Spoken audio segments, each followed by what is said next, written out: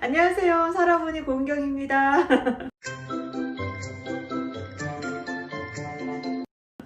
저희 또 일전에 그 터키에서 어떤 일을 하면 좋을까 이야기를 나눠봤는데요. 오늘 다시 레일라 모시고 이야기 좀 나눠볼 일이 생겼어요. 자, 어떤 이야기일지 인사 한번 먼저 드리고 이야기 이어가도록 하겠습니다. 안녕하세요. 레이라라고 합니다. 레일라, 우리 지난번에 그 터키에서 사업을 하시는 거에 대해서 얘기를 해봤었잖아요. 네. 근데 여러 가지 일을 이렇게 하시다 보면 사실 좋은 일만 있진 않잖아요. 네. 그쵸? 그럼요. 그러니까 우리가 제일 피하고 싶은 일들이 있습니다. 이른바 사기예요. 사기. 이런 사기를 당하시는 경우들도 꽤 있을 것 같아요. 뭐 터키분이 한국분한테 당할 수도 있고 네. 한국분이 터키에서 사기를 당할 수도 있고 할 텐데, 맞아요. 레일라가 가장 최근에 봤을 때 이런 건 좀 안 당했으면 좋겠는데 당했어 하는 뭐 그런 사기 유형이 있을까요? 한국 회사가 터키 회사한테 돈을 붙이는 거나 예를 들면 터키에서 터키인이 한국인한테 돈을 붙이는 거에 대해서 또 전문적으로 안 하시기 때문에 그런 사기를 당하는 사람들도 많고 여러 가지 사실 사건이 있는데 오늘은 좀 송금 사기 막 이런 거네요. 돈을 보낼 때 뭐 제대로 된 뭐 은행으로 가지 않는다거나 네, 다른 이런- 사람한테 붙이는 건 많아요. 그런 일이 많아요. 네네네. 최근에 가장 많이 한국인들이 당하고 있는 사기가 뭘까요? 고주증. 거주증이요? 네. 고주증에 대해서 고통받은 한국인들이 되게 많아요. 어떤 그 사기 당하는 사람들이 요즘은 알다시피 국가가 단기채를 안 쳐요. 맞아요. 단기채를 받을 수 없는데 근데 어떤 사람들이 변호사도 아니고 그 업체도 없는데 그냥 그 일을 하다고 해요. 그리고 얼마 돈을 주면은 우리는 거주증을 줄 수 발금 받을 수 있다고. 여기서 지금 그 레일라가 단기 체류 그다음에 거주증이라고 이야기를 했는데요. 터키는 저희 같은 외국인이 터키에서 거주를 할 때, 지낼 때 원래는 90일만 있을 수가 있어요. 비자가 없이 90일간 체류를 할 수 있는데 좀 더 오래 있고 싶을 때 허가를 받는 거예요. 근데 이제 그 중에서 단기 체류라고 하는 거는 관광을 목적으로 와서 뭐 일정 기간 6개월, 1년 이렇게 체류할 수 있는 관광 목적의 허가증이에요. 근데 이제 한국 분들이 요 단기 체류를 받아서 거주를 하는 이런 케이스가 굉장히 많아요.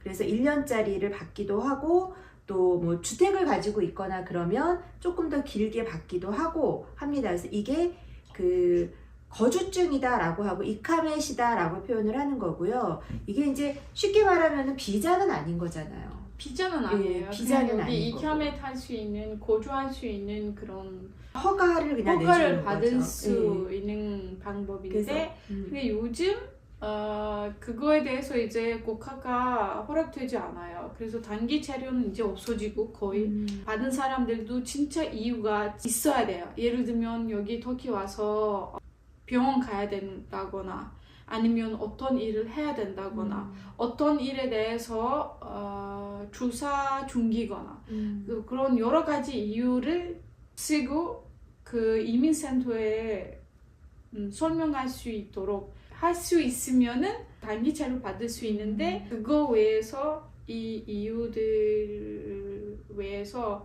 거주증을 이제 받을 수는 없게 됐어요. 지금 그러면은 저희가 알기로는 그 전까지는 1년 단기 체류에 대한 거는 이제 쉽게 줬던 걸로 알고 있는데 이제는 와서 아무 이유 없이 뭐 내가 1년 거주를 하겠다, 그러니까 명확한 사유가 없이는 새로 받기가 굉장히 어려워진 거네요. 네. 그런 돈을 주면은 금액을 주면은 우리는 거주증을 줄 수 있다라고 하는 사람들이 있으면 믿지 마시고 그건 잘 주의하셔야 돼요. 돈만 받고 실제로 그 거주증에 대한 일을 하지 않으면서 그냥 나올 거야 기다려 이러면서 그냥 불법 체류로 있게 하는 거네요. 네네네. 그리고 나서 이제 시간이 지나서 이런 사람들이 많아지니까 이제 거주증 일을 안 하고 내가 워크퍼밋을 받아줄게. 월급퍼밋을 받아줄게요. 이런 식으로. 그런 얘기도 할 수 있으니까. 그 다음에는 또 어떤 사기가 있을까요? 집을 살 때 사기 당하는 사람들도 많아요. 예를 들면 집 살 때. 네, 그래서 가격이 2배를 얘기하거나 아니면은 그 서류는 다 보내드렸대. 등기 부동산. 예. 그거는 가짜이거나 그런 일들이 많아요.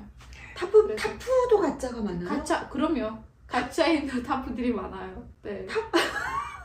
나중에 못 받을 수 있는 타프가 있으니까.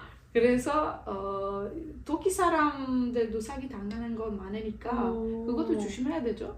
아니 그러면은 타프가 이게 진짜인지 아닌지를 구별할 수 있는 방법이 없는 거예요? 있죠. 공증사무소에 가시면은 거기에 타프가 가짜인지 아닌지 거기에서 알 수 있는데 근데 그것만 아니에요. 그 전에도 전문가한테 물어봐야 돼요, 사실. 근데 증서는- 예를 들어서 한국 분들이 지금 오셔갖고 집을 많이 사는 게 네. 지어놓은 집이 아니라 새로 짓고 있는 집들을 사는 경우들이 많잖아요. 네. 프로젝트를 하는 그런 시태들을 산다거나 이러는데 네. 그거는 등기가 바로 나오지를 않더라고요. 그럼요. 그런 경우는 그러면은 그건 힘들죠. 그건 주의해야 돼요. 터키 사람들도 당하니까. 사실 그렇게 쉬운 일이 아니에요. 왜냐면 이제 아직 집도 없는데 근데 짓고 있는데 그때 사는 거잖아요. 그 프로젝트를 누가 만드냐에 따라 어떤 회사가 만드냐에 따라 등기 부동산도 맞는지 아닌지 가짜인지 알 수 있어요. 주택을 구매를 하시거나 또는 아파트를 구매를 하시거나 하실 때는 일단은 가장 믿을 만한 프로젝트인지 그거를 보셔야 될 것 같아요. 그걸 보셔야 될 것 같고, 그리고 제일 중요한 게 바로 이 등기니까 등기가 나온 곳인지 아닌 건지 이것도 좀 확인을 잘 해야 되는 부분 같고요. 또 새로 생기는 프로젝트들은 가급적이면은 그러니까 변호사를 끼고 나서 뭐 한국도 마찬가지지만 이게 정상적으로 되고 있는 프로젝트인지 아닌지 이런 것들을 좀 잘 확인을 하시고 구매를 하시는 게 좋을 것 같다라는 생각이 드네요. 한국도 부동산에 대한 부분은 좀 꼼꼼하게 봐야 되니까 네. 그거는 터키도 마찬가지인 것 같아요. 네, 어렵습니다. 마찬가지예요. 큰 돈이 나가야 되니까. 네. 레일라, 지금까지 우리가 부동산이나 이런 뭐 이카메시나 또는 시민권에 대해서 사기 유형 얘기를 해봤는데 그런 거 말고 좀 소소한 사기 유형이 있을까요? 네, 술값이나 그리고 게스트하우스나 여기 터키에서 게스트하우스 많이 없지만 근데 여기 터키에 오면은 거주해야 되는 거잖아요. 그래서 호텔 가면서 호텔 값을 너무 많이 비싸게 주는 사람들이 있어요. 사실 그런 것도 있고 유심 그런 것들 유심 사기 사기요. 그것도 많아요. 관광객으로 이제 그 여행 오시는 분들이 제일 많이 당하는 게 술값 사기, 네. 그 다음에 유심, 그 다음에 게스트하우스. 게스트하우스. 그 호텔 게스트하우스인가요? 아니면은 사실 대부분 호텔, 그 작은 호텔들이 있잖아요. 그래서 펜션? 네. 거기에 가면은 뭐 사기 당하는 사람들이 있어요, 사실. 그럼 그때는 어떻게 해야 될까요? 사실 외국인들이 그 아무것도 안 해요, 사실. 그냥 사기 당하고 화가 나고 그냥 가는 거예요. 근데 그런 것이 있으면 신고하면 돼요. 경찰서에서 신고하면 돼요.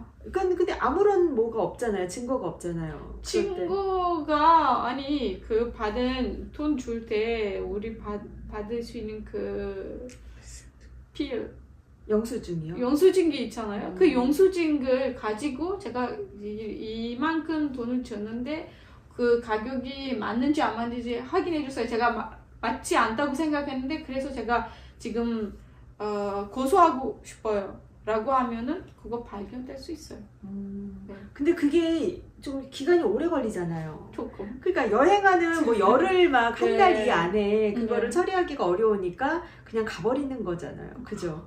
변호사한테 가면 돼요. 변호사한테 가면은 터키 없어도 그 일을 진행할 수 있으니까 변호사한테 맡기면 돼요. 네. 그 예전에 한번 제가 들었던 그런 사건 중에 생각이 하나가 그 한국 여성분이 터키 여행을 오신 거예요. 오셨는데 호텔이었는지 게스트하우스였는지 내가 기억은 안 나는데 한 숙박시설에서 터키 주인이 이제 한국 여성분을 조금 성추행을 한 경우였어요. 그래가지고 이분이 한국에 가서 고소를 한 거예요. 네. 고소를 해서 지금 막 그 어떻게 결론이 나지는 않은 걸로 일단 알고 있거든요.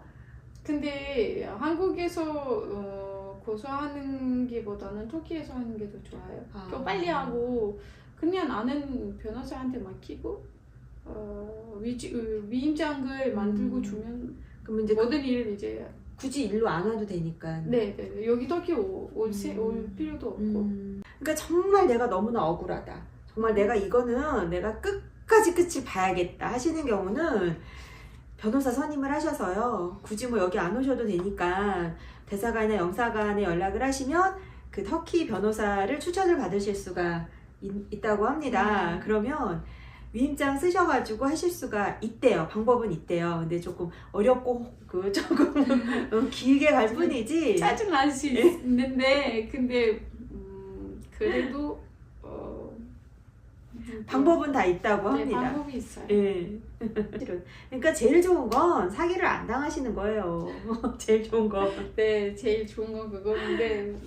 자, 그러면은 이렇게 터키에서 당하실 수 있는 사기 유형에 대해서 이야기를 좀 나눠봤습니다. 제일 좋은 건 안 당하는 거죠. 사기를 안 당하는 거고, 그리고 당했을 경우에는 뭐 전문적인 변호사라던가 또는 처리할 수 있는 가장 전문적인 방법을 찾으시는 게 좋다라고 이야기를 드릴 수 있을 것 같아요. 제일 좋은 건 안 당하는 거 잊지 말아 주시기를 바랍니다. 네, 여기까지 안녕.